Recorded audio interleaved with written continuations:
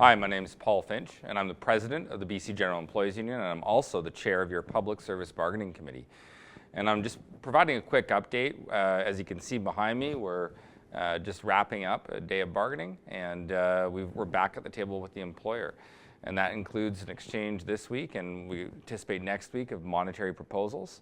So I want to talk a bit about what this looks like now, how we got here, and a couple of the key issues going on. So first and foremost, this has been a very long process, and it really started with you. It started with gathering all of your proposals that you submitted. We gathered a bunch of them, and also the various polling and surveys that we've done, both informally, informally, in order to gauge what your priorities are, what your take is, and what your needs are. And so your elected representatives at every level have basically come and filtered that information and aggregated it. We've put that in the form of proposals, and you've seen that process unfold, and we've tried to do our best to communicate that process as it's happened. And so what that really is taking all of your input and feedback into bargaining and distilling it into a meaningful format we can use to engage with the employer at the table or the employer's representatives at the table. So we had a few hiccups here, and one of them was the American government bringing in potential tariffs and a potential trade war, and the massive economic uncertainty that caused. And I think both on the union side and on the employer side, we saw a bit of a pause as a result of that. In fact, the employer just came with their monetary package or their opening or introductory offer this week.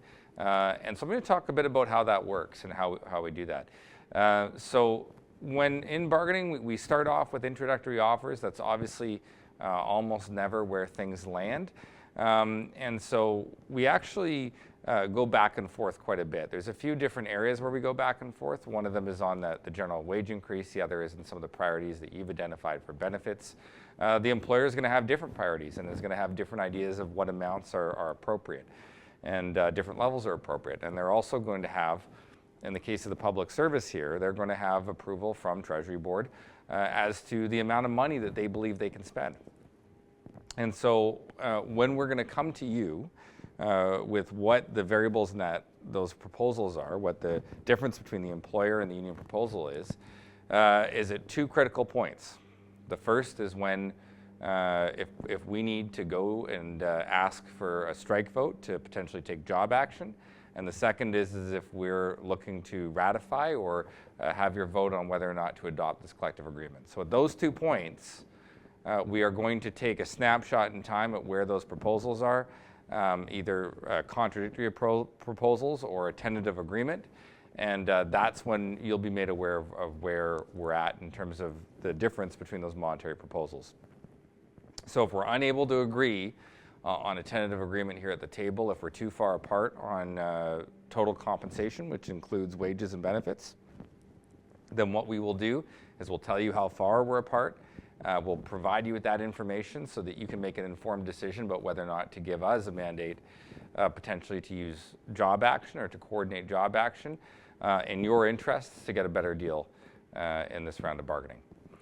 So other than that, there's still quite a few non-monetary proposals on the table. We have started to see some movement on a few of those, and we're starting to deal with some of the component proposals that were not dealt with over time. And so your bargaining committee's putting in long days. They're hard at work, and we're going to provide updates. We're going to continue to provide you updates as things progress. So thank you very much for your support. Thank you so much for all filling out the surveys we've provided. It's incredibly valuable to us to be able to get that updated survey information, and we actually benchmark it to the past surveys so we kind of see how things are progressing. You'll notice in this last survey we asked a few more specific questions, and that's so we could start to get a better idea of where people are at.